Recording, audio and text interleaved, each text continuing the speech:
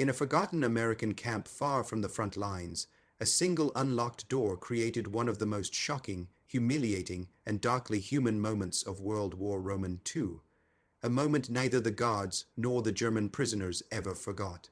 The beginning of this story demands attention because it does not open with gunfire, marching boots, or commanding officers shouting orders. Instead, it opens with something far more subtle and far more dangerous to the mind: curiosity. The kind of curiosity that pulls a listener in and forces them to lean closer. In a war filled with brutal clashes, bombings, and suffering on every front, no one expects a moment of tension to be born from a quiet American POW camp on an ordinary afternoon. But that is exactly what makes this incident so compelling, so irresistible to hear until the final word. It is the contrast, the unexpected spark in a place where nothing dramatic was supposed to happen, that creates an atmosphere thick with suspense. At the heart of this introduction lies a simple wooden door, ordinary, unremarkable, nearly invisible in the grand scale of World War II. Yet behind this door existed a scene so fragile, so private, that even accidental intrusion had the power to shake everyone involved. The guards walking across the gravel that day had no idea they were approaching a moment that would carve itself into their memories more sharply than some battles. They thought they were doing nothing more than following protocol, checking buildings, and maintaining order in the camp. There was no tension on their faces, no whisper of threat in the air, nothing to warn them that a single careless turn of a handle would unleash chaos and embarrassment they were not prepared to face. The audience is pulled into this moment not because of danger, but because of anticipation. Something is clearly about to go wrong, so wrong that even seasoned soldiers will freeze in shock. The subtlety of the buildup forces listeners to imagine themselves in that camp, walking in those boots, approaching that door without a clue of what lies on the other side. It is a scene that begins in calm routine, but carries the unmistakable weight of an approaching storm. One that doesn't involve bullets or enemy fire, yet strikes just as suddenly. This introduction demands that the audience continue listening because it hints at a moment so abrupt, so emotionally charged, and so unique within the context of war that curiosity becomes irresistible. They want to know what happened when that door opened, what the soldiers saw, how the prisoners reacted, and why this incident stayed alive in memory long after the war ended. Life inside an American POW camp during World War II carried its own atmosphere, one shaped not by constant violence but by an uneasy mix of order, uncertainty, and silent tension. Unlike the battlefield, the threats here were psychological rather than physical. The days were structured, the guards followed routine, and the prisoners tried to adapt to a world that felt both safer and stranger than the collapsing homeland they had left behind. Yet even within that controlled environment, fear traveled quietly, threading through every conversation and every unfamiliar sound. No one truly relaxed. No one fully trusted what might happen next. What made these camps unusual was the unexpected civility shown at times, a stark contrast to the brutality many prisoners had been warned to expect. Rumors and propaganda had filled their minds with dark visions of America, visions of cruelty, humiliation, and cold indifference. Instead, they found a place governed by rules, decency, and procedures. But this did not erase the war. Every fence, every patrol, every shouted command reminded them that they were still captives in a foreign land. That strange balance created a constant push and pull, a sense of safety interrupted by the tension of captivity. Routine became the fragile thread holding their days together. Meals at the same hour, roll call under the same echoing sky, guards walking the same paths along the perimeter. But even routine came with cracks, moments when cultural differences, misunderstandings, and unexpected encounters snapped the calm like a dry twig. Beneath the appearance of order, the camp remained a place where two opposing worlds collided every day. This environment, suspended between discipline and discomfort, created the perfect stage for accidents to become far more explosive than anyone anticipated. All it took was one moment, one mistake, for that uneasy equilibrium to shatter. The accidental entry into the bathing area began with nothing more than a simple assumption, the kind that soldiers made dozens of times a day. The guards believed the building was empty, just another structure to check off their routine patrol. There were no raised voices inside, no footsteps, no signs that anyone was using the space. The quietness itself became misleading, encouraging the belief that the room needed nothing more than a quick inspection before they moved on.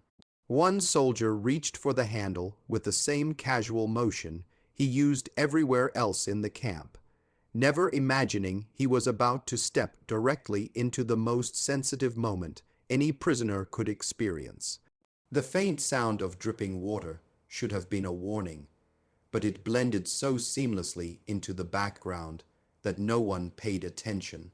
The door opened without resistance, swinging inward with a soft creak, and the soldiers took their first step inside before their eyes even had time to adjust to the warm, steamy air. What they saw next stopped them cold. The steam parted just enough to reveal shapes, human figures, only partially hidden by the haze. In that instant, everything snapped into focus. They had intruded on a bathing area occupied by German prisoners, and the realization hit them with a force more shocking than enemy fire. For a heartbeat, no one moved. The prisoners froze in disbelief, completely exposed in a moment meant to be private and dignified. Then, as the shock dissolved into outrage, their voices erupted with a fierce, instinctive cry that filled the room and blasted through the open doorway. The soldiers felt their minds scramble, their training useless in the face of pure human embarrassment. It didn't matter that the intrusion was accidental. The emotional impact was immediate and overwhelming, turning routine into chaos within seconds. The reaction that followed was as explosive as it was immediate. The moment the soldiers' presence registered, the air inside the bathing area detonated with raw emotion. The first scream ripped through the steam like a blade, sharp enough to make the guards stumble backward in sheer shock.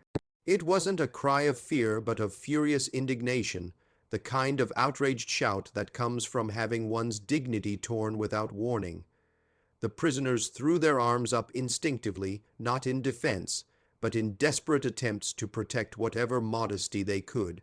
Their voices overlapped in a frantic storm, each shout carrying the same message. They had been violated at the most vulnerable moment imaginable. The American soldiers stood frozen, caught in a moment they didn't understand and never intended to create. They weren't facing an enemy attack or a hostile confrontation. This was something far more disorienting. Their instincts, shaped by combat and discipline, offered them no script for such a situation. Their mouths fell open in disbelief, their muscles locked, and for a second, it seemed as if they had forgotten how to move altogether. The shock on their faces mirrored the anger on the prisoners, but for entirely different reasons. One side felt exposed and humiliated, the other blindsided and horrified at what they had unintentionally caused. The room erupted with a mix of sharp commands, panicked apologies, and frantic gestures, none of which made the situation any less chaotic. The soldiers tried to retreat, but even the simple act of stepping back felt clumsy and insufficient, as though every second spent at the doorway only deepened the wrongdoing. The prisoners, still shouting, poured all their fury into the air, their voices echoing off the wooden walls with an intensity that made the building feel too small for the emotions trapped inside. What had begun as an ordinary patrol spiraled into a moment so emotionally charged that none of those present would ever forget how violently it unfolded. Once the chaos began to settle, the weight of the moment revealed itself in a very different way. The outburst had not only exposed a breach of privacy, but uncovered a deeper cultural clash that neither side had been prepared to face. The American soldiers came from a world where modesty was respected, but not surrounded by the rigid formality instilled in many European societies of the era. For the prisoners, however, this intrusion struck at the core of their upbringing. Honor, propriety, and strict boundaries had been woven into their identities since childhood. To be seen in such a vulnerable state, especially by men from an enemy nation, felt like an unforgivable violation, even if it had been accidental. The soldiers' faces burned with embarrassment as they tried to comprehend the emotional storm they had triggered. Their training had prepared them to handle aggression, suspicion, and even attempted escape, but nothing in their manuals addressed how to respond to a group of humiliated women shouting at them with righteous fury. Their apologies came out in stammered fragments, desperate attempts to convey that no disrespect had been intended. But the language barrier, the shock, and the cultural differences created a wall that words could not immediately break through. On the prisoners' side, anger gradually gave way to confusion. The Americans did not fight back, did not shout in return, and their reactions were not those of men who had intruded for pleasure or cruelty. Instead, they looked mortified, almost childlike in their horror at what had happened. That realization brought an unexpected shift. Beneath the humiliation, a reluctant understanding began to emerge. The Americans were not mocking them, not exploiting the situation. They were as overwhelmed as the prisoners themselves. In that uncomfortable silence that followed the shouting, both sides were confronted with an undeniable truth. The war did not erase humanity. It only buried it, waiting for a moment like this, awkward, painful, and unplanned, to bring it abruptly back into the light. As the immediate shock faded, what remained in the air was not anger or defensiveness, but a lingering sense of something far more complicated, an unspoken acknowledgement that this strange, uncomfortable encounter had revealed a part of themselves the war had nearly erased. The prisoners, still wrapped in whatever they could snatch to cover themselves, began to see the guards not as faceless enemies, but as human beings equally shaken by what had occurred. Their humiliation was undeniable, but so was the soldiers' remorse. That shared discomfort created a rare moment of silent connection, fragile and fleeting, yet unmistakably human. The guards lingered outside the building, unable to walk away until they were certain everything was settled inside. They whispered to each other in disbelief, replaying the scene over and over, not as something humorous, but as something they wished they could unwind and redo. Their voices carried no hint of amusement, only shock and a heavy awareness of how deeply the women had been affected by their mistake. It was a reminder that even in a controlled, orderly camp, their actions held weight that could wound far more than any weapon. Inside, the prisoners processed the event with a mixture of embarrassment and reluctant empathy. They had expected cruelty from their captors.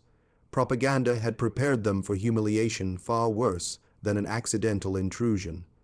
And yet, the Americans' reactions, genuine, instinctive, and almost ashamed, made it clear that this was not an act of disrespect, but a deeply unfortunate misstep. That realization softened the tension just enough for a quiet understanding to take root, though none of them would ever admit it aloud. Over time, the incident evolved into an unspoken memory shared between two opposing sides who would never again see each other quite the same way.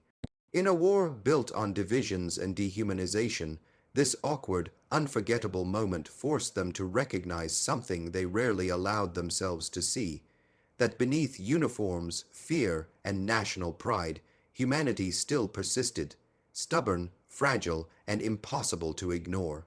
This wasn't a story about battlefields, heroes, or strategy. It was a moment where dignity collided with duty, where cultures clashed in a single accidental step, and where both sides discovered that the war had not erased their humanity. It reminded them, and reminds us, that behind every uniform and every label, people remain painfully, awkwardly, unavoidably human.